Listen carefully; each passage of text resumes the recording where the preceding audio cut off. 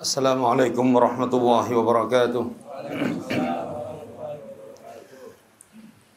Innal hamdalillah nahmaduhu wa nasta'inuhu wa nastaghfiruh wa na'udzu billahi min shururi anfusina wa min sayyiati a'malina. Man yahdihillahu fala mudilla lahu wa man yudlil fala hadiya lahu. Asyhadu an la ilaha illallah wahdahu la syarika lahu. Wa asyhadu anna Muhammadan abduhu wa rasuluh sallallahu alaihi wa ala alihi wa sahbihi wa sallam. Para ikhwah, para jamaah yang dimuliakan Allah Azza wa Jalla, alhamdulillah malam yang berbahagia ini kembali kita diberikan kesempatan oleh Allah untuk bermajlis di salah satu rumah Allah Subhanahu wa taala. Mudah-mudahan langkah kita ke majelis ini dicatat sebagai pahala oleh Allah dan kita semuanya diberikan ilmu yang bermanfaat oleh Allah Subhanahu wa taala. Para jamaah yang berbahagia, sebagaimana yang kita umumkan pada Jumat yang lalu setelah kita menyelesaikan hadis-hadis seputar Kitabul Jihad, maka yang dijadwalkan malam ini adalah kita membahas dari risalah Al-Arba'un fi Manhaji Ahli Sunnati wal Jamaah, yaitu 40 hadis seputar manhaj Ahli Sunnah wal Jamaah yang mencakup beberapa poin penting permasalahan-permasalahan manhaj dari manhaj Ahli Sunnah wal Jamaah. Tapi qaddarallahu ma syaa fa'al, risalahnya belum sempat atau belum selesai sehingga belum bisa dibagikan. Tapi yang akan kita bahas malam ini adalah muqaddimah, ya, muqaddimah, pendahuluan untuk pembahasan risalah Al-Arba'un fi Manhaji Ahli Sunnati wal Jamaah. yakni pendahuluan sebelum kita masuk pada risalah Al-Arba'un fi Manhaji Ahli Sunnah wal Jamaah. Ada beberapa poin untuk pendahuluan risalah ini. Yang pertama adalah pentingnya mempelajari hadis-hadis Nabi sallallahu alaihi wasallam, terlebih berkaitan seputar prinsip dan manhaj yang itu menjadi ilmu bagi kita untuk beragama, untuk beribadah, untuk bermuamalah. Nabi sallallahu alaihi wasallam beliau menyebutkan di dalam banyak hadisnya tentang perintah dan anjuran agar kita mempelajari hadis-hadis beliau, agar kita membaca dan menghafal hadis-hadis beliau. Di antaranya adalah sabda Nabi sallallahu alaihi wasallam yang masyhur dan ini menjadi hujjah secara umum di dalam pentingnya belajar dan kewajiban belajar. Hadis yang diriwayatkan oleh Imam Ibnu Majah dan hadis ini disahihkan oleh Syekh Al-Albani rahimahullah, talabul ilmi fariidatun ala kulli muslim. Menuntut ilmu, mencari ilmu. Dan perlu dicatat bahwa setiap ilmu yang disebutkan oleh Allah di dalam ayat-ayatnya dan setiap ilmu yang disebutkan oleh Nabi sallallahu alaihi wasallam di dalam hadis-hadisnya, maka itu adalah ilmu syar'i. Maka talabul ilmi fariidatun ala kulli muslimin. Belajar ilmu syar'i, mencari ilmu syar'i adalah kewajiban bagi setiap muslim. Para ulama mengatakan setiap nas, ayat atau hadis ketika disebutkan untuk laki-laki, maka masuk di dalamnya adalah wanita. Tapi ada sebagian nas, ayat atau hadis disebutkan lelaki, disebutkan juga untuk wanita. Tapi ketika itu umum, hanya satu, maka masuk di dalamnya adalah apa? Wanita. Tapi beda, kalau nasnya itu wanita, biasanya laki-laki tidak masuk. Contoh nas apa? Contoh apa nasnya? Ayat ahsantum barakallahu. Wa qarna fi buyutikun, wala tabarrajna tabarrujal jahiliyatil ula. Allah perintahkan waqarna. Nah, di sini untuk wanita. Wahai para wanita, yang khitab asalnya perintah ini adalah kepada istri-istri Nabi. Waqarna fi buyutikun. Wahai istri-istri Nabi, tetaplah kalian tinggal di rumah-rumah kalian. Tapi ini menjadi umum bagi para wanita. Tetaplah kalian tinggal di rumah-rumah kalian. Wala tabarrajna tabarrujal jahiliyatil ula. Dan jangan kalian keluar rumah dalam keadaan tabarruj. Tabarruj. Disebutkan para ulama bahwa tabarrujnya ahlul jahiliyah dahulu, mereka terbuka wajah. Sebagian mengatakan tabarrujnya wanita jahiliyah terbuka dada, sebagian dadanya. Nah, ini khitabnya kepada wanita. Ya, khusus. Kalau laki-laki keluar rumah boleh terbuka apa? Lengannya, rambutnya boleh, tidak masuk di situ. Ya, tapi ketika umum tadi, ala kulli muslimin, masuk di dalamnya muslimah. Ada riwayat termasuk di dalam, ada riwayat yang menyebutkan ala kulli muslimin wa muslimah, tapi tambahan muslimah ini dhaif. Cukup hanya ala kulli muslimin. Maka dari hadis tersebut, ya, para ulama menyebutkan tentang kewajiban belajar, dan belajar di sini yang paling utama adalah mempelajari Al-Qur'an dan Sunnah, Al-Qur'an dan hadis. Kenapa demikian? Karena sumber dan rujukan landasan di dalam beragama adalah dari dua wahyu ini, Al-Quran dan hadis. Nah, kenapa lebih ditekankan kepada hadis lagi? Karena Al-Quran tidak ada yang berselisih umat Islam ini. Semuanya pasti kalau ditanya dalilnya apa? Quran. Kembalinya Quran. Al-Quran kitab kami. Tapi ketika disebut hadis Nabi, tidak semua umat Islam ini mau memakai hadis Nabi. Ada tidak sebagian dari kelompok kaum muslimin yang enggan memakai hadis? Ada. Dibawakan hadis, oh enggak, kami cukup dengan Al-Quran saja. Ini golongan ingkarus sunnah. Orang-orang yang mengingkari hadis, ingkari sunnah. Dan ini ada. Ya, murni, tidak mau sama sekali. Cukup dengan Al-Quran saja. Tetapi ternyata praktiknya mereka bertentangan. Buktinya mereka masih sholat. Dan sholatnya sama dengan sholatnya Nabi. Dari mana mereka dapat di Al-Quran? Tidak ada sholat Nabi. Di Al-Quran tidak disebutkan. Yang ada perintah sholat. Aqimus sholah wa atuz zakah. Tapi praktik sholatnya ada di dalam hadis Nabi. Ada ingkarus sunnah yang hanya sebagian-sebagian. Yang cocok diambil, yang tidak cocok ditinggalkan. Sama. Mereka tetap disebut sebagai ingkarus sunnah. Maka pentingnya untuk mempelajari hadis-hadis Nabi SAW. Kemudian di dalam hadis yang lain, Nabi SAW mendoakan orang-orang yang mau mendengar hadis Nabi, yang mau menghafal hadis Nabi, yang mau menyampaikan hadis Nabi. Nadzarallahu imra'an sami'a minna syai'an fawa'aha fahafidhaha faballaghaha kama sami'. Kata Nabi SAW, nadzarallahu imra'an. Nadzarallahu imra'an ini adalah bahjah, husn. Yani mudah-mudahan Allah memberikan cahaya. Allah Subhanahu wa ta'ala menjadikan dia orang yang baik, orang yang, ini doa yang luar biasa. Kata Nabi, nadzarallahu imra'an. Mudah-mudahan Allah memberikan cahaya kepada orang yang mau mendengar hadisku. Kemudian dia menghafalnya. Kemudian dia menyampaikan kepada orang lain sebagaimana dia dengar. Ya, kita dengar hadis Nabi, masuk dalam doa ini. Kita pelajari hadis Nabi, masuk dalam doa ini. Kita mau apa? Menyampaikan kepada orang lain, masuk dalam doa Nabi SAW. Oleh karena itulah ahlul hadis dan para ulama hadis, para ruwatul hadis, rawi-rawi hadis, begitu mendengar hadis ini, semangat mereka di dalam menghafal hadis. Semangat mereka berkelana untuk mencari hadis. Mereka berpindah dari satu negeri ke negeri yang lain. Mereka berpindah dari satu daerah ke daerah yang lain untuk mencari hadis Nabi SAW, agar mereka masuk dalam doa Nabi SAW. Dan hadis yang masyhur diriwayatkan Al-Imam Al-Bukhari secara mu'allaq dalam sahihnya.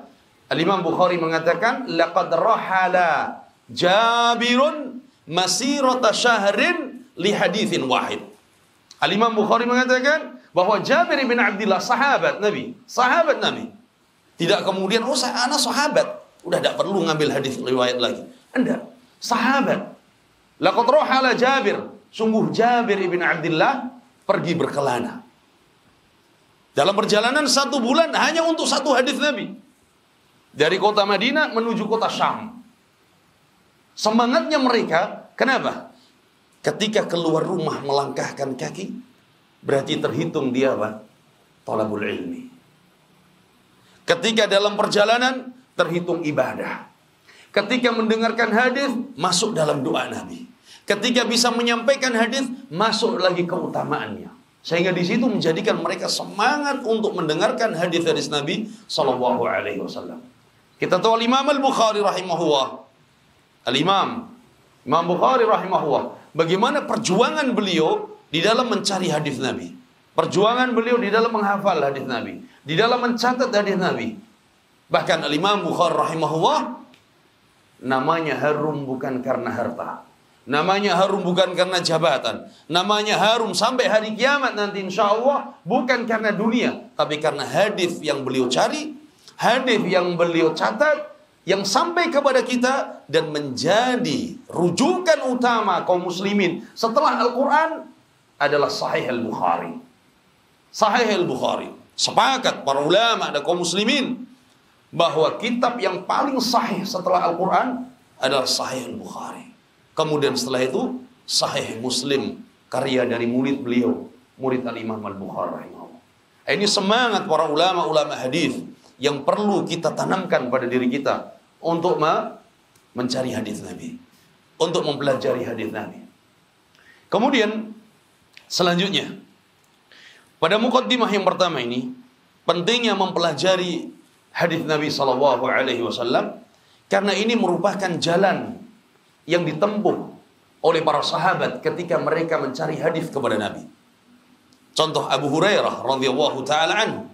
Abu Hurairah, bagaimana Abu Hurairah semangat di dalam mulazamah membersamai Nabi sallallahu alaihi wasallam, baik di masjid atau ketika di luar masjid. Baik sedang apa? Di Madinah atau di luar Madinah. Bahkan tidak cukup hanya itu saja. Bagaimana semangat Abu Hurairah di dalam mencari hadis Nabi setelah meninggal Nabi. Abu Hurairah mendatangi para sahabat-sahabat senior. Datang kepada Abu Bakar, datang kepada Umar, datang kepada Utsman, kepada Ali, datang kepada istri-istri Nabi SAW, mengambil riwayat hadis sehingga Abu Hurairah dikenal menjadi sahabat nomor 1 paling banyak meriwayatkan hadis Nabi. Mengalahkan istri-istri Nabi, mengalahkan Abu Bakar wa Umar. Kenapa? Karena semangatnya di dalam mengambil hadis Nabi SAW. Oleh karena itulah kita ketika mempelajari hadis-hadis Nabi SAW ingin meniti, mengikuti jalannya para sahabat. Kemudian juga bahwa ketika kita menghafal hadis Nabi SAW menjadikan hujah kita kuat, tidak bisa terpatahkan. Dan ini yang dipuji oleh Al-Imam Syafi'i rahimahullah. Al-Imam Syafi'i, Abu Abdullah Muhammad ibn Idris Syafi'i, ketika beliau memuji orang-orang yang mempelajari hadis, menghafal hadis Nabi SAW, kata beliau, man hafizal hadis qawiyat hujjatuh. Orang yang mau menghafal hadis Nabi, maka hujahnya dia akan kuat, tidak bisa dibantahkan. Tidak bisa dibantahkan. Karena dia punya hujah Al-Quran, dia punya hujah hadis Nabi sallallahu alaihi wasallam. Kemudian selanjutnya, ketika kita mempelajari hadis-hadis Nabi, kita akan mendapatkan keberkahan. Keberkahan dari mempelajari hadis Nabi. Keberkahan ketika setiap kali kita membaca hadis, kita akan bersolawat kepada Nabi sallallahu alaihi wasallam. Ketika kita mendengar hadis dibacakan dan mendengar nama Nabi disebut, qala Rasulullah, apa yang kita lakukan? Sallallahu alaihi wasallam. Oleh karena itu ahlul hadis, ahlus sunnah, mereka orang yang paling banyak bersolawat. Solawat yang syar'i, bukan solawat yang dinyanyikan, bukan solawat yang dibarengi dengan alat musik, bukan solawat yang dilakukan di dalam masjid kemudian ada tari-tarian, bukan demikian. Tapi bersolawat sesuai dengan perintah Nabi SAW. Ini tidak didapatkan di majelis yang lain kecuali di majelis hadis, majelis ilmu, yang di situ dibacakan hadis-hadis Nabi SAW. Yang Nabi SAW sabdakan, man shalla alayya marrah sallallahu alaihi biha asyara. Orang yang bersolawat 1 kali kepadaku, kata Nabi, Allah akan membawa salawatnya menjadi 10 kali. Wal asyru bi asyri amthaliha. Karena 1 kebaikan akan dilipat gandakan menjadi 10 kebaikan. Luar biasa. Kita duduk dari tadi, berapa kali bersolawat? Berapa kali? Ada yang bisa ngitung? Hah? Bisa. Udah banyak bersolawat kita tadi. Pulang berapa banyak kebaikan ini diperoleh. Solawat kepada Nabi SAW. Ini keberkahan. Kemudian juga ketika kita mendengar, mempelajari hadis-hadis Nabi, kita akan banyak berdoa. Berdoa untuk siapa? Para sahabat. An Abi Hurairah. Apa yang kita baca? Radhiyallahu anhu. Kita memohon kepada Allah, berdoa kepada Allah agar Allah meridhai Abu Hurairah. Apakah Abu Hurairah tidak diridhai Allah? Diridhai oleh Allah. Tapi kenapa kita diperintahkan agar doa itu pun kembali kepada kita? Ya, makanya setiap kita mendoakan saudara kita, apa jawab malaikat? Walaka bimithli. Dan juga untukmu yang sama. Ketika kita mendoakan radhiyallahu an Abi Hurairah atau an Abi Hurairah radhiyallahu an, malaikat katakan apa? Walaka bimithli. Semakin kita banyak mendoakan, semakin pula banyak yang akan kembali kepada kita. Dan yang mendoakan kita siapa? Malaikat, bukan manusia biasa, malaikat. Ketika kita mendoakan sahabat, malaikat yang mendoakan kita. Ketika kita mendoakan saudara kita, malaikat yang mendoakan kita. Ya. Kemudian jamaah yang dimuliakan Allah, mempelajari hadis Nabi SAW adalah salah satu tariqah untuk tafaqquh fid din, untuk mendalami agama. Nah, tafaqquh fid din, mendalami agama, tidak bisa kecuali kita harus mempelajari dasar-dasar agama yang menjadi landasan agama. Apa yang menjadi landasan agama? Al-Quran dan Sunnah, Al-Quran dan hadis. Bagaimana mungkin seorang akan tafaqquh fid din kemudian dia tidak pernah mempelajari hadis Nabi? Bagaimana dia akan menjadi tafaqquh fid din, menjadi orang yang faqih dalam agama kalau dia tidak mau mendalami hadis-hadis Nabi SAW? Ibnu Abbas radhiyallahu anhuma ketika dipeluk oleh Nabi SAW, sepupunya Ibnu Abbas, sepupu Nabi, dipeluk oleh Nabi SAW, didoakan oleh Nabi, Allahumma allimhu ta'wil, Allahumma faqihhu fid din wa 'allimhu ta'wil. Ya Allah, faqihkan Abdullah bin Abbas dalam urusan agama. Jadikan dia orang yang faqih, orang yang faham tentang agama, wa 'allimhu ta'wil, dan ajarkan dia tafsir Al-Qur'an. Doa Nabi SAW diijabah oleh Allah. Maka Ibnu Abbas menjadi ulamanya para sahabat meskipun umurnya masih muda. Ibnu Abbas menjadi rujukan para sahabat kibar. Bahkan Umar bin Khattab mendudukkan Ibnu Abbas bersama majelisnya para sahabat kibar, sahabat senior. Sampai-sampai sahabat yang lainnya merasa iri. Kami pun punya anak seumuran dia. Kenapa Ibnu Abbas yang didudukkan di sini? Tapi ketika Umar bin Khattab mengetes para sahabat tadi, tidak ada yang bisa menafsirkan. Idza jaa nasrullahi wal fath. Siapa yang bisa menafsirkan? Ibnu Abbas. Maka seorang itu diangkat oleh Allah dengan ilmunya, bukan dengan umurnya. Dengan ilmunya Ibnu Abbas radhiyallahu taala. Pada saat Ibnu Abbas menghadiri majelis Nabi, sebagian mengatakan, ya Ibnu Abbas, Abu Bakar masih hidup, Umar masih hidup, bermain seperti yang lain bermain. Enggak. Ibnu Abbas belajar kepada Nabi. Dan terbukti ketika Nabi meninggal, Ibnu Abbas menjadi rujukan. Anda teringat Syekh Ibrahim Ar-Ruhaili hafizahullah ta'ala. Ketika beliau menceritakan Ibnu Abbas, beliau mengatakan, kami dulu waktu masih kecil, kata Syekh Ibrahim, masih kecil, suka menghadiri majelis para ulama di kota Madinah. Teman-teman masih bermain. Kemudian mereka mengatakan, ya Ibrahim, Ibn Bas masih hidup, Ibnu Utsaimin masih hidup, ya, Fauzan masih hidup, sudah bermain seperti yang lain bermain. Kenapa menyibukkan diri dengan belajar? Masih muda. Apa jawab Syekh Ibrahim? Enggak, anak mau belajar. Dan terbukti mereka meninggal. Syekh Ibrahim Ruhaili, salah satu ulama Madinah yang menjadi rujukan, terlebih dalam bab akidah. Oleh karena itu, menuntut ilmu, ya, akan menjadi seorang diangkat derajatnya oleh Allah. Bukan karena umurnya, tapi karena ilmu yang dia bawa, ilmu yang dia dapatkan. Maka ketika Nabi SAW memuji orang-orang yang tafaqquh fid din, man yuridillahu bihi khairan yufaqihu fid-din. Siapa orang yang diinginkan kebaikan oleh Allah pada dirinya, Allah akan faqihkan dia dalam urusan agama. Maknanya, kalau Allah tidak menginginkan kebaikan pada seorang, Allah akan jauhkan dia dari majelis ilmu. Ke majelis mana kalau jauh dari majelis ilmu? Majelis maksiat, majelis lahwi wal la'ib, majelis yang jauh dari qala Allah, qala Rasul. Tapi kalau Allah menginginkan kebaikan pada kita, Allah akan arahkan kita ke majelis ilmu. Allah akan berikan hidayah kita menghadiri majelis ilmu. Siapa yang diinginkan kebaikan oleh Allah, kebaikan di sini mencakup dunia dan akhirat, maka Allah akan faqihkan dia dalam urusan agama. Kemudian muqaddimah yang kedua dari risalah Al-Arba'un adalah tentang keutamaan dan pujian para ulama terhadap ahlul hadis dan orang-orang mempelajari hadis Nabi sallallahu alaihi wasallam. Al-Imam Al-Khatib Al-Baghdadi rahimahullahu taala, Abu Bakar Ahmad ibn Ali bin Thabit Al-Khatib Al-Baghdadi, beliau termasuk ulama hadis yang memiliki banyak karya dalam ilmu hadis. Sampai-sampai para ulama mengatakan kullu man jaa ba'dal khatib iyalun ala kutubi. Siapa saja yang datang setelah zamannya Al-Khatib Al-Baghdadi, maka semuanya pasti mengambil faedah dari kitabnya.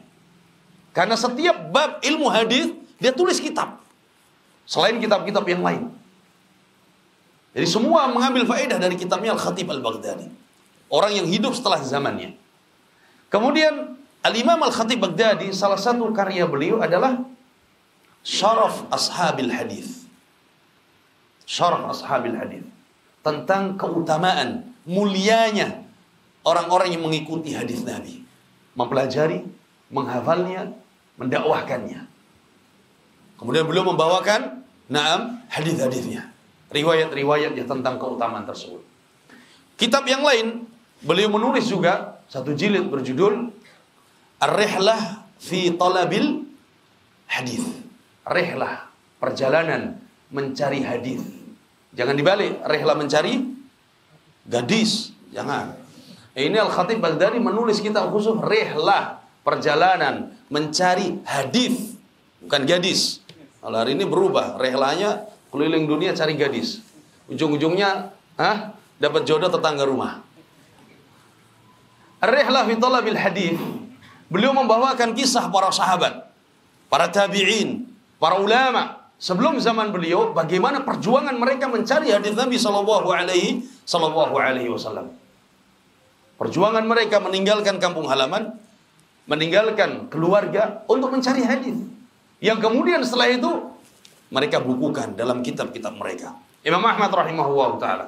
Imam Ahmad, imam ahli sunnah, gurunya Imam Bukhari rahimahullah. Karya monumental beliau adalah Musnad Al-Imam Ahmad yang mencantumkan lebih dari 30.000 hadis. Sedangkan Sahih Bukhari mengumpulkan di sana Imam Bukhari kurang lebih 7.200-an lebih hadis. Jadi nggak nyampe setengahnya dari Imam Ahmad rahimahullah. Imam Ahmad rahimahullah keliling dunia untuk mencari hadis Nabi sallallahu alaihi wasallam. Sampai-sampai Imam Ahmad rahimahullah beliau tahan untuk tidak menikah terlebih dahulu. Kecuali umur berapa beliau punya? Umur berapa Imam Ahmad menikah? 40 tahun. Kelamaan, jangan diikuti yang ini. Beda makomnya sama Imam Ahmad. Imam Ahmad hidupnya habis untuk hadis.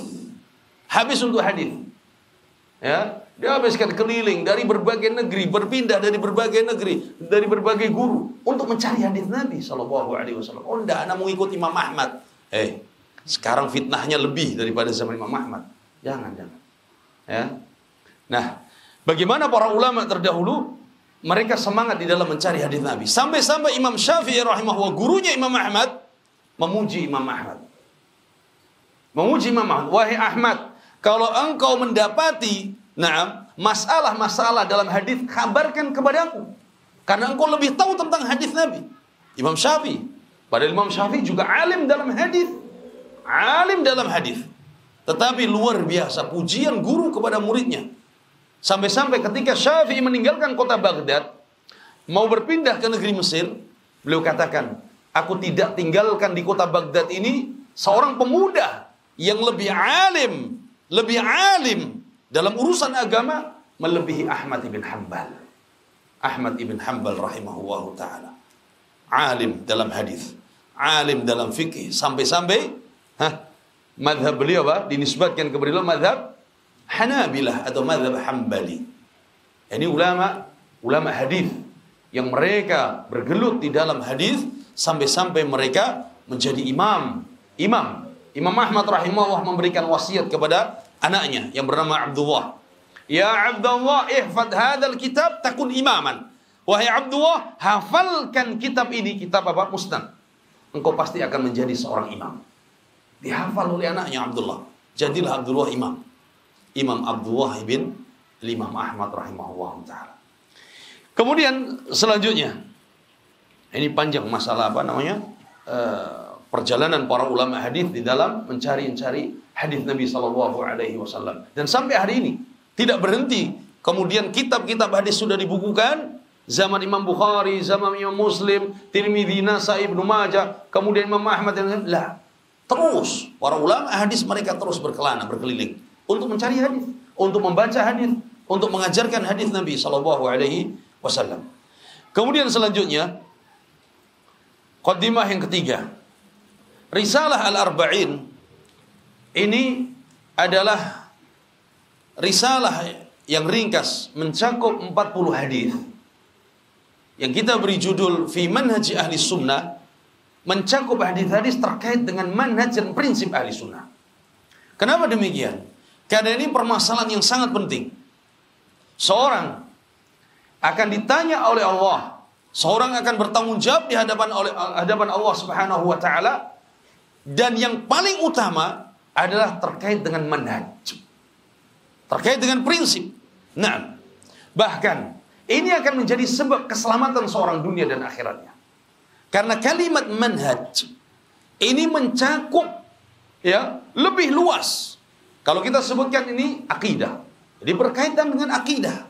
Ini pembahasan fikih, berkaitan dengan fikih. Ini pembahasan ibadah, dengan ibadah saja. Tapi manhaj ini lebih mencakup lagi. Baik itu manhaj di dalam akidah, manhaj di dalam ibadah, manhaj di dalam muamalah, manhaj di dalam akhlak, manhaj di dalam masalah dakwah, mencakup. Sehingga kalimat manhaj ini lebih luas cakupannya. Ada orang ketika dia akidahnya di dalam masalah uluhiyah, asma wa sifat, rububiyahnya sesuai dengan akidah ahli sunnah. Tapi ternyata di dalam bab muamalah dengan para pemimpin dan penguasa sama dengan yang diyakini, yang diikuti oleh siapa? Khawarij. Apakah kemudian dikatakan dia ahli sunnah? Tidak bisa. Karena dia keluar dari manhajnya. Akidahnya dalam asma wa sifat, dalam uluhiyahnya benar. Tetapi ternyata di dalam masalah bab al-iman, akidahnya mengikuti manhaj siapa? Murji'ah. Katakan bahwa iman cukup dalam lisan, atau iman cukup dalam hati, tidak perlu beramal. Maka dia menyimpang dari ahli sunnah. Sehingga pembahasan manhaj lebih luas, mencakup dalam bab akidah, dalam bab ibadah, dalam bab muamalah, akhlak, dalam manhaj dakwah. Bagaimana manhaj para sahabat Nabi sallallahu alaihi wasallam di dalam dakwah. Para ulama mereka menulis kitab-kitab Al-Arba'in. Ini sangat banyak sekali. Disebutkan bahwa awal pertama yang menulis kitab risalah dengan judul Arba'un 40 adalah Imam Abdullah bin Mubarak, qarn tsani al-Hijri, abad kedua Hijriyah. Al-Imam Abdullah bin Mubarak di antara ulama yang pertama menulis risalah dengan judul Arba'in 40. Di kalangan kita yang paling masyhur risalah Al-Arba'in adalah karya siapa? Al-Imam Nawawi. Kalau ada talibul ilmi kemudian tidak kenal kitab Arba'in Nawawi, tidak kenal Arba'in Nawawi, dipertanyakan, benar nggak dia penuntut ilmu? Benar tidak penuntut ilmu? Kan ini termasuk risalah yang menjadi asas awal ketika seorang belajar. Sehingga daerah kita, anak-anak SD pun harus apa? Harus hafal Arba'in. Harus hafal Arba'in. Masa kita nggak paham Arba'in atau tidak kenal Arba'in? Al-Imam Nawawi rahimahullah ta'ala yang sangat masyhur. ketika beliau menulis Arba'in Nawawi. Nah, ini ada kisah nanti kita sebutkan. Kenapa para ulama menulis hadis-hadis tentang arba'in? Di antara sebabnya yang disebutkan oleh para ulama, mereka berhujah dengan hadis yang sangat masyhur. Di antaranya adalah hadis man hafidha atau hadis man hafidha arba'inan atau man hafidha arba'ina haditsan min amri diniha ba'athallahu azza wa jalla yaumal qiyamah fi zumratil fuqaha wal ulama. Siapa yang menghafal 40 hadis, maka kelak pada hari kiamat akan dibangkitkan berkumpul bersama para fuqaha dan bersama para ulama. Itu hadis pertama yang menjadi landasan sebagian ulama. Yang kedua adalah hadis man hafidha arba'ina hadithan min umurid din adkhalahu Allahul jannah au ja'alahu Allahu minal muttaqin. Orang yang menghafal 40 hadis, maka Allah akan masukkan dia ke dalam surga, atau Allah Subhanahu wa taala akan menjadikan dia dari golongan orang-orang yang bertakwa. Akan tapi sayangnya hadis ini hadis yang dhaifun jiddan. Hadis yang sangat lemah. Dan para ulama hadis menyebutkan bahwa hadis yang sangat lemah tidak bisa dijadikan hujjah. Ya. Tetapi sebagian ulama ketika mereka menulis risalah-risalah ini tidak berhujjah dengan hadis tersebut. Mereka membawakan hadis arba'in. Alasannya apa? Karena mengikuti para ulama sebelumnya. Dan ini adalah jalan para ulama mengumpulkan hadis-hadis na'am arba'in. Kenapa? Karena hadis tadi sudah dhaif jiddan, tidak bisa dijadikan hujah. Karena cukup bagi kita beramal dengan hadis apa? Sahih. Hadis yang sahih datangnya dari Nabi. Masih banyak hadis yang sahih yang belum kita amalkan. Hadis yang dhaif tidak perlu diamalkan. Terlebih adalah dhaifun jiddan, sangat lemah. Ya. Nah, ini yang membedakan orang yang belajar hadis, dia akan berhati-hati tentang hadis.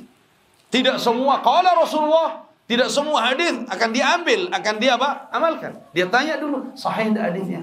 Oh, sahih. Ya. Sahih tidak hadisnya datang dari Nabi? Sahih. Di mana? Dalam Sahih Bukhari, Sahih Muslim, atau Musnad Ahmad, atau Sunan, dan yang lainnya. Sehingga dia berhati-hati. Karena dia khawatir, termasuk dalam ancaman Nabi SAW, man kadzaba alayya muta'ammidan falyatabawwa maq'adahu minan nar. Barang siapa yang sengaja berdusta atas namaku, maka bersiaplah dia dengan tempat duduknya di api neraka. Dan banyak orang hari ini mengatakan Rasulullah SAW bersabda, Rasulullah SAW mengatakan demikian. Mana dalilnya? Hadisnya demikian. Hadisnya palsu. Hadisnya palsu. Ya. Contoh di antaranya katanya badinjan. Apa badinjan? Apa badinjan? Terong. Da'un min kulli dawa. Obat segala obat. Dari mana hadisnya? Datang lagi orang bawah. Ya. Utlubul ilma walau bisin. Hari ini mau nyari apa ke sana? Hah? Kenapa enggak buat utlubul ilma walau ini semua di sekolahan, kelas-kelas. Biasanya kita baca hadis apa? An-nadhafatu minal iman. Oh, luar biasa. Tembok-tembok tulis an-nadhafatu minal iman. Ya. Adapun yang sahih, na'am, apa? At-tahuru syatrul iman. Kadang tidak peduli orang. Padahal ini bahaya, dosa besar. Sampai Nabi mengatakan ancamannya apa? Falyatabawwa maq'adahu minar. Siapkan tempat duduknya di api neraka. Kita mau enggak kalau orang berdusta atas nama kita? Tidak mau. Ada orang zindiq ketika dikatakan, "Ente kenapa buat hadis-hadis palsu?" "Oh, enggak, anak pingin bela Nabi." Bela Nabi, iya. Bela Nabi tapi buat hadis palsu. Enggak benar. Sampai dia membuat hadis, ratusan hadis tentang keutamaan membaca Al-Quran. Yang akhirnya kemudian dia bertobat. Tobat setelah itu. Ketika ditanya kenapa? Tujuannya ingin membela Nabi. Bela Nabi, bela sunnahnya. Pelajari hadisnya. Hafalkan hadisnya. Sebarkan hadis Nabi SAW. Itu bela Nabi. Ya. Kemudian, selanjutnya. Kita tahu dari hadis itu dhaifun jiddan. Di antara ulama yang pertama kali menulis hadis yang dikumpulkan 40 hadis adalah Al-Imam Abdullah ibn Mubarak. Beliau meninggal pada tahun 181 Hijriah, yakni Qarnul Tsaniyah Hijri, abad kedua Hijriah. Abad kedua Hijriah, Abdullah bin Mubarak. Kemudian setelah itu para ulama-ulama setelahnya pada abad ketiga, abad keempat, abad kelima dan yang lain-lainnya, sampailah kepada Al-Imam An-Nawawi rahimahullahu taala. Al-Imam Nawawi rahimahullah, ketika beliau menuliskan risalah Arba'in Nawawiyah, itu tidak murni karya beliau. Tidak murni karya Al-Imam An-Nawawi rahimahullahu taala. Karena sebelum Al-Imam Nawawi rahimahullah ada Al-Imam Ibnu Salah. Ibnu Salah. Ini ulama yang ada di Syam. Imam Nawawi pun di Syam. Al-Imam Ibnu Salah yastamli, yakni membacakan hadis, meriwayatkan hadis kepada murid-muridnya di majlis. Ya, kepada murid-muridnya sekitar 21 hadis atau sekian, ya, atau 25 hadis dibacakan, dicatat oleh murid-muridnya, dikumpulkan menjadi risalah. Setelah itu datanglah masanya Imam Nawawi rahimahullah. Catatan tadi dari hasil yang didikte oleh Al-Imam Ibnu Salah kepada murid-muridnya tadi, kemudian hadis itu ditambah oleh Al-Imam An-Nawawi rahimahullahu taala menjadi 42 hadis. Maka disebut Al-Arba'un An-Nawawiyah. 40 hadis, yang jumlah asalnya adalah 42, tetapi orang Arab biasanya dijadikan mujmal secara global. 42 hadis yang dikumpulkan oleh Al-Imam Nawawi rahimahullah. Hadis tersebut adalah menjadi rujukan karena secara global hadis-hadis tersebut adalah prinsip-prinsip di dalam beragama yang diawali dengan apa? Hadis niat. Innamal a'malu binniyat. Dan ini menjadi keistimewaan Imam Nawawi rahimahullah ketika beliau menuliskan kitabnya Riyadhus Shalihin juga. Al-Imam Nawawi mengawali dengan hadis Umar bin Khattab, innamal a'malu binniyat. Al-Imam Ibnu Qudamah Al-Maqdisi di dalam kitabnya Umdatul Ahkam juga beliau mengawali hadis-hadis ahkamnya dengan innamal a'malu binniyat. Itu semua mereka para ulama tersebut mengikuti Imam Bukhari rahimahullah yang hidup kurang lebih 300 tahunan sebelum mereka hidup. Sahih Bukhari awal hadis adalah hadis innamal a'malu binniyat. Sehingga para ulama mengatakan seyogianya orang-orang yang menulis dan orang-orang yang mengumpulkan hadis hendaknya mereka mengawali tulisannya hadis tersebut dengan hadis innamal a'malu binniyat. Kenapa demikian? Karena untuk mengingatkan pada saat dia menulis adalah ini tulisan ilmu. Pada saat dia menyampaikan adalah ilmu dan mengingatkan orang-orang yang membaca untuk memperbaiki niatnya.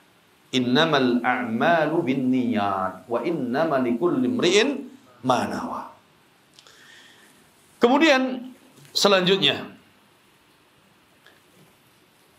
adalah contoh-contoh kitab mu'asirin, kitab-kitab kontemporer, para ulama, para masyayikh kontemporer yang mereka menulis buku-buku seputar arba'in. Adapun ulama-ulama sebelumnya ratusan kitab. Dan yang paling monumental adalah Arba'in Nawawi. Sehingga kalau dihitung syarah penjelasan untuk risalah Arba'in Nawawi itu ratusan. Ya, mulai dari yang kecil, yang tipis, yang besar sampai yang besar. Dan yang paling afdal, yang paling bagus penjelasan Arba'in Nawawi adalah karya Imam Ibnu Rajab Al-Hambali, Jami' Al-Ulum wal Hikam. Jami' Al-Ulum wal Hikam. Ya, kemudian Ibnu Rajab menambahkan 8 hadis menjadi sempurna 50 hadis dan beliau syarah 1 jilid tebal. Nah, adapun kitab-kitab arba'in ya yang ditulis oleh para ulama, para masyayikh di zaman kita ada sangat banyak sekali. Dan di antaranya yang paling masyhur ya, di antaranya adalah kitab Al-Arba'una Haditsan fid da'wati wad du'at. 40 hadis seputar dakwah dan para dai. Menjadi pedoman para dai untuk mempelajari hadis tersebut. Ini karya Syekh Al-Muhaddits Ali bin Hasan Al-Halabi rahimahullahu taala. Risalah yang beliau membahas mengumpulkan hadis-hadis untuk dakwah dan para dai. Kemudian beliau memberikan ta'liq singkat, penjelasan-penjelasan singkat. Sangat penting sekali karena beliau mengumpulkan hadis tersebut kemudian berurutan sampai akhir hadis berurutan. Berurutannya disesuaikan dengan kondisi, ya. Kemudian juga kitab Al-Arba'un fit Tarbiyati wal Manhaj. 40 hadis tentang permasalahan hadis-hadis tarbiyah dan manhaj. Ini karya Syekh Dr. Abdul Aziz Sadhan hafizahullah taala, murid Syekh bin Baz rahimahullah. Ini juga beliau membawakan hadis dan penjelasan secara singkat. Ini sudah dicetak berkali-kali. Kemudian kitab Al-Arba'un fi Madhhabis Salaf. Al-Arba'un 40 hadis tentang madhab salaf. Ini karya Syekh Dr. Ali bin Yahya Al-Haddadi hafizahullah taala. Salah satu dosen di Riyadh, ya, Syekh Ali bin Yahya Al-Haddadi, Al-Arba'un fi Madhhabis Salaf. Tapi beliau tidak menjelaskan hadis-hadisnya, hanya mengumpulkan hadis-hadis saja. Ini dicetak dalam satu buku tipis. Kemudian juga kitab Al-Arba'un hadithan fi fadli la ilaha illallah. 40 hadis tentang keutamaan kalimat tauhid la ilaha illallah. Ini ditulis oleh Syekh Muhammad Marzuq Ad-Di'jani. Dicetak dan diberi kata pengantar oleh Syekh Al-Allamah Shalih bin Fauzan Al-Fauzan hafizahullahu ta'ala. Kemudian ada kitab juga yang terbaru Al-Arba'un An-Nabawiyah fi tathwibil akhta'il aqadiyah. 40 hadis untuk meluruskan kesalahan-kesalahan akidah. Jadi beliau membawakan hadis-hadis untuk meluruskan kesalahan-kesalahan dalam bab akidah. Contoh, biasa orang bersumpah wan nabi, ya, demi nabi, war rasul demi rasul. Ada orang bersumpah sudah benar tuh. Wallahi demi Allah, ditambah sama dia. Apa? War rasul, rusak jadinya. Tadi udah benar, cukup. Kalau bersumpah demi Allah, sudah. Titik. Jangan ditambah lagi demi Allah dan demi nabi. Benar. Nah, ini dibawakan sama beliau hadisnya. Kemudian nanti kesalahan dalam bab yang lainnya dalam bab akidah. Ini karya Syekh Zaid ibn Falih Asy-Syumari hafizahullah taala, satu jilid. Kemudian juga kitab Al-Arba'un fil ilmi wa ahli. 40 hadis seputar ilmu dan keutamaan orang yang belajar ilmu. Karya Syekh Sa'id ibn Halil Al-Umar hafizahullah taala. Ini juga dicetak tipis. Kemudian ada kitab Al-Arba'un, ay Kitabul Arba'in fi Syama'ilin Nabiyil Amin. Kitab Al-Arba'in fi Syama'il An-Nabi Al-Amin. Karya Syekh Falah Ad-Dayhani, beliau orang Kuwait. Kitab ini sudah kita terjemahkan. Pernah kita baca sekilas di sini, belum sempat dicetak. 40 hadis tentang sifat Nabi, fisik Nabi, sifat akhlak Nabi, kemudian bagaimana kepribadian Nabi. Nah, ini ringkasan beliau dari kitab Syama'il Muhammadiyah karya Imam At-Tirmidzi rahimahullahu taala. Kemudian juga kitab Al-Arba'un Al-Qur'aniyah. 40 hadis tentang masalah Al-Qur'an. Mulai dari keutamaan belajar Al-Quran, keutamaan menyebarkan Al-Quran, terus tentang Al-Quran. Dan beliau sudah mensyarah hadis ini, karya Syekh Ahmad ibn Abdul Razak Al-Anqari, hafizahullahu ta'ala. Ini ana lihat terakhir, ada bukunya sudah diterjemahkan. Diterjemahkan keroyokan, ya, beberapa 4 orang, kemudian sudah dicetak ada. Penulisnya tidak tahu. Ana sempat kirim ke penulisnya, kemudian beliau takjub, oh, sudah terjemahkan, sudah. Ada yang terjemahkan. Ini sudah pernah kita bahas Al-Arba'un Al-Qur'aniyah di salah satu majelis. Kemudian ada kitab Al-Arba'un fi Birril Walidain. 40 hadis tentang Birrul Walidain. Kumpulkan oleh Syekh Abu Malik Ar-Rayyashi murid dari Syekh Muqbil ibn Hadi al-Wadi'i rahimahullah ta'ala. Ini bagus sekali. Beliau membawakan ayat-ayat tentang birrul walidain, kemudian hadis tentang birrul walidain, hadis tentang birrul walidain. 40 hadis tentang birrul walidain. Ini sudah dicetak di Mesir. Kemudian terakhir al-arba'un fi a'malil qulub. 40 hadis tentang amalan-amalan hati. Agar kita faham, ternyata amalan hati sangat banyak sekali. Bukan hanya tentang apa? Masalah mahabbah war raja saja. Banyak sekali amalan-amalan hati. Ini karya Syekh Al-Walid ibn Salim Asy-Sya'ban, salah satu dai di Jariyat di Saudi. Ini diantara singkat, masih banyak sekali karya-karya para ulama, para masyayikh tentang masalah al-arbaun. Apa maksudnya? Kenapa mereka menuliskan al-arbaun? Kata mereka para ulama, mereka ingin menyodorkan kepada umat, ya, agar mereka mudah di dalam memahami hadis-hadis secara singkat 40. Sehingga mereka tidak merasa ketika disodorkan Sahih Bukhari berat dah. Oh, berat nih. Ada sanadnya, rawinya, jumlahnya ribuan. Orang-orang kita ketika dikasih kitab yang tebal akan merasa apa? Merasa berat terlebih dahulu. Sehingga disuguhkanlah kitab yang ringkas-ringkas dulu. 40 hadis. 40 hadis. Ada 40 hadis tentang asbab al-arba'una fi al-hayah az-zawjiyah.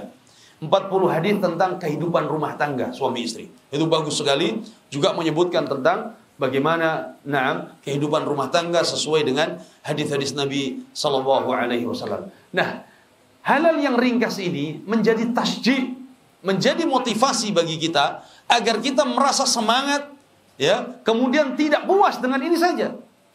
Tidak puas, tidak puas anak harus cari lagi. Disitulah keinginan mereka para ulama. Ketika mereka menulis Al-Arba'in adalah menjadi motivasi agar kita mempelajari lebih luas lagi dari hadis-hadis Nabi sallallahu alaihi wasallam. Dan Nabi sallallahu alaihi wasallam beliau bersabda ketika memberikan semangat kepada umatnya agar menyampaikan ayat dan menyampaikan hadis. Di antaranya apa? Ballighu anni walau ayat. Sering kita sebutkan, ballighu anni walau ayat. Sampaikan dariku meskipun satu ayat. Di sini bab tabligh, bab dakwah, ya, adalah bab menyampaikan. Antum dengar dari ustaz, antum baca dari kitab, sampaikan. Ya, dengan lisan bisa fadhal. Tidak bisa dengan tulisan, tidak bisa dipaste, copy paste. Tapi sebutkan rujukannya. Ini min babi tabligh. Ikut serta di dalam mendakwahkan. Tapi yang kedua, di dalam bab ta'lim, mengajar, memberikan fatwa, ini khusus para ahlul ilmi, mereka yang punya ilmu. Jangan dibalik. Seperti di medsos. Seperti medsos, dibalik tuh. Orang yang tidak punya ilmu yang paling semangat dalam berdebat. Ya, ustaznya diam di grup ustaznya diam, ini dibalik. Tidak demikian. Kalau menyampaikan, meng-share jelas rujukannya, tafadhol, ikut serta di dalam berdakwah, menyampaikan. Dalam hadis yang lain, Nabi sallallahu alaihi wasallam beliau sabdakan, "Na'am, liyablugh asy-syahid minkumul ghaib, liyuballigh asy-syahid minkumul ghaib." Hendaknya orang yang hadir, yang menyaksikan, dia sampaikan kepada yang tidak hadir. Dan itu yang dilakukan para sahabat. Umar bin Khattab radhiyallahu anhu ketika tidak bisa bermajlis dengan Nabi, dia utus tetangganya. Ente dulu berangkat. Besok gantian aneh berangkat. Ya, karena memang ada kepentingan tidak bisa ditinggal. Jangan kemudian nanti janjian berdua. Besok ente hadir ya. Anda tidak hadir. Jangan, antum nggak ada kepentingan. Ya, masih bisa hadir. Tapi kalau Umar bin Khattab atau sahabat yang lainnya tidak bisa, dia minta agar menyampaikan apa yang dia dengar dari Nabi sallallahu alaihi wasallam. Nah, ini ketika para sahabat dikumpulkan oleh Nabi SAW pada saat Hajjatul Wada, Nabi mengatakan apa? Allahumma fashhad, Allahumma fashhad, Allahumma fashhad. Ya Allah, saksikan bahwa aku telah menyampaikan agama ini kepada umat. Allahumma qad balagh, Allahumma fashhad. Ya Allah, aku telah sampaikan. Ya, maka apa? Saksikan. Nah, ini kita dituntut oleh Nabi SAW, apa yang kita dengar, apa yang kita pelajari untuk disampaikan. Minimal disampaikan untuk diri kita. Tadi kita dengar dari kuping kanan, kita sampaikan ke diri kita lewat kuping kiri. Ya, mungkin ada yang lalai, mungkin ada yang tidak dengar, sampaikan diri kita sendiri. Sampaikan keluarga kita. Mereka ada tanggung jawab. Mereka ada di bawah tanggung jawab kita. Sampaikan kepada mereka. Ya, kepada anak kita, kepada istri kita. Sampaikan kepada teman kita yang ada di tempat kerja. Sampaikan kepada mereka. Sehingga kita masuk dalam hadis Nabi SAW. Naam, nadharallahu imra'an sami'a minna syai'an fawa'aha fahafidhaha fa'addaha kama sami'. Masuk dalam doa Nabi SAW agar kita termasuk orang-orang yang diberi kemuliaan, diberikan cahaya oleh Allah Subhanahu wa ta'ala. Wallahu alam. Mudah-mudahan muqaddimah yang singkat ini bermanfaat, dan insyaallah kita lanjutkan pertemuan ketiga dan keempat nanti, naam, dengan risalah yang baru. Adapun pertemuan pertama yang kedua tetap seperti biasa usul sunnah karya Imam Ahmad rahimahullahu taala. Ada yang mau disampaikan? Tafadhol.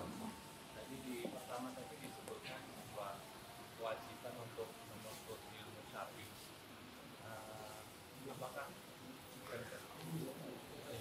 menjadi bahwa orang yang tidak menuntut ilmu syar'i itu mendapatkan dosa? Ahsantum barakallahu. Sahih. Pertanyaan bagus. Tadi lupa tidak dijelaskan ya. Bagus. Barakallahu. Tadi hadis Nabi SAW, talabul ilmi fariidatun ala kulli muslim. Wajib bagi setiap muslim untuk belajar dan muslimah. Berarti yang tidak mau belajar berdosa. Na'am. Karena ilmu yang harus kita pelajari, yang menjadi kewajiban bagi setiap muslim, yang pertama adalah ilmu akidah. Bagaimana kita beriman kepada Allah yang benar. Seputar akidah, seputar keimanan. Wajib. Tauhid. Bagaimana seorang muslim dia tahu tauhid. Bagaimana dia mentauhidkan Allah. Dia menjauhi. Dia menjauhi kesyirikan. Dia menjauhi hal yang bisa membatalkan keimanan. Ini wajib. Tidak boleh. Kata tidak mau belajar. Ini dituntut. Yang kedua, belajar yang wajib adalah belajar bagaimana taharah. Seorang muslim dituntut untuk sholat. Bagaimana dia taharah yang benar. Bersuci yang benar. Mandi yang benar. Kemudian wudu yang benar. Harus sesuai dengan ilmunya. Begitu juga, kalau seorang sudah jatuh pada kewajiban sholat, ya, maka dia harus belajar sholat yang benar. Ya, tidak boleh asal-asalan, ikut-ikutan, saya tidak boleh. Wajib setiap muslim belajar sholat. Begitu juga, kewajiban apabila sudah wajib haji, maka dia harus belajar ilmu haji. Bagaimana haji yang benar. Nah, adapun ilmu-ilmu yang lainnya, bagaimana dia, contoh, menguasai tafsir, harus paham nahwu sorof, harus paham tentang qawaid. Dia tidak wajib lagi. Menjadi sunnah bagi dia untuk mempelajarinya. Ya, menjadi sunnah untuk mempelajarinya. Karena sudah ada yang menggeluti di bidang itu, maka gugur kewajiban dalam bab itu. Tapi yang menjadi ilmu wajib adalah ilmu akidah, ilmu tauhid. Bagaimana taharah yang benar, ya, bagaimana sholat yang benar. Kemudian kewajiban yang lain kalau sudah jatuh, maka menjadi wajib bagi kita untuk mempelajari. Contoh, yang mau menikah, wajib tidak belajar dia tentang nikah? Wajib. Harus paham dia. Tidak boleh nikah asal-asalan. Karena nikah ibadah. Harus dibangun di atas ilmu. Harus dibangun di atas ilmu. Sehingga dia bisa menjadi imam di rumah. Jangan dia menjadi makmum. Ada nggak laki-laki jadi makmum? Ada. Laki-laki jadi makmum. Imamnya siapa? Istrinya. Wal musta'an. Kalau bahasa orang diketiah. Ketiah istri katanya. Tidak boleh. Laki-laki. Ar-rijalu qawwamuna 'ala nisa. Laki-laki menjadi pemimpin bagi keluarga, bagi wanita. Jadi dia belajar. Jangan dia malah yang jadi makmum. Ya, wahakada. Nah, adapun yang lain menjadi sunnah bagi dia. Sunnah bagi dia. Apakah kemudian sunnah udahlah, nggak usah hadir ngaji. Udah. Kita dapat pahala sunnah, kita dapat keberkahan, ya. Kita akan mendapatkan berbagai ketenangan, rahmat Allah dan lain sebagainya, insyaallah. Barakallahu. Sudah? Ada lagi? Baik, mudah-mudahan ini bermanfaat dan insyaallah kita lanjut nanti pertemuan yang akan datang, dan mudah-mudahan kita terus dibimbing oleh Allah Subhanahu wa taala di atas sunnah, di atas tauhid. Ya, mudah-mudahan kita diberikan istiqamah. Wallahu a'lam wa sallallahu ala nabiyyina Muhammad wa ala alihi wa sahbihi wa sallam walhamdulillahi rabbil alamin. Assalamualaikum warahmatullahi wabarakatuh.